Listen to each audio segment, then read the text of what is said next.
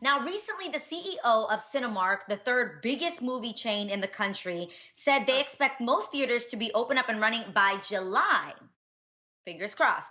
But that it's going to be a very different, but that it's going to be a very different experience. Things like staggered seating, you guys, and shortened hours are just a few of the things that people are going to have to deal with. And people think similar restrictions will become our new normal in general in places like restaurants and just everywhere.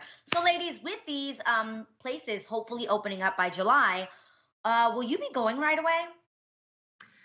Why do I feel it's really premature to go ahead and throw dates out when we don't even know where we're at right now? At this very moment, numbers are still rising, hospitals are still full. I'm disgruntled that Georgia is opening up. I'm really bothered by this. Like, as of just last week in April, there were over 19,000 cases, and we're going ahead and getting excited about getting our nails done and going to the movies. We have to understand that this continues to spread, and until we either find a vaccine or completely get everybody in the hospitals healed so that we don't continue spreading it within the hospitals and overcrowding them, we're still in the same until we get out of this. So we can't start setting dates into going out. Not yet. It's too soon. Yeah, I'm not going out.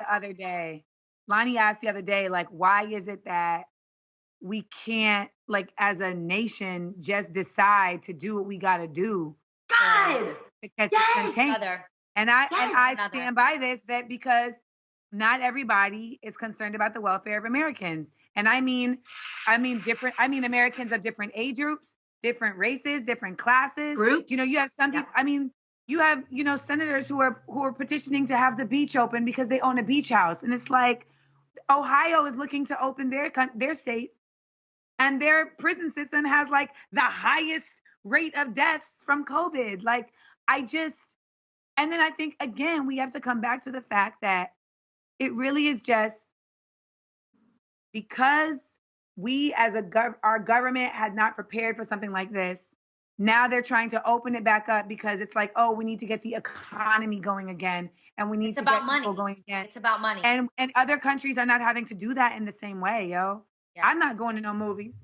No, absolutely not. I saw the funniest meme that said that, you know how when the new iPhone comes out, you got to let the first group of people get it, and then they complain that it's not completely good, and then they make the changes and they fix it, and then you come out. Yeah, I'm gonna wait for like the third or fourth wave of this. Like, I'm gonna really need to be confident, especially because you guys, I have a compromised immune system.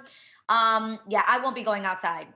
Can I just say something? There will be no catch me outside over here. It feels like the people who are making the decisions about us going outside are the people who will be the least affected physically by what happens if you can go outside. And I see a lot of folks who are just forgetting that, like, these body bags are not fake. Right. No. Like, rest in peace to my friend Maite's grandmother. Like, I think I read, actually, there was a meme on one of my friends' Instagram, and it talked about, the Spanish flu, way like years ago. I saw that meme. And they had a parade. Remember, they had a parade. I saw it. Where everyone was celebrating. I think it was like 200,000 people showed up. Well, 41,000 of those 200,000 people ended up getting the flu and dying. So within 72 hours, every bed in Philadelphia's 31 hospitals was filled, and the city ended up with 4,500 people dying from the flu. Not 41,000. Sorry. Or its complications. So what you just described, Tamara, is the entire cycle of what we're trying to do right now, which we keep hearing flattening the curve, but that's a real thing. This curve is like obtruse like this right now because of how many people are getting sick, and so we need to flatten it, and the more people come out, we raise that curve again. Can we just encourage people?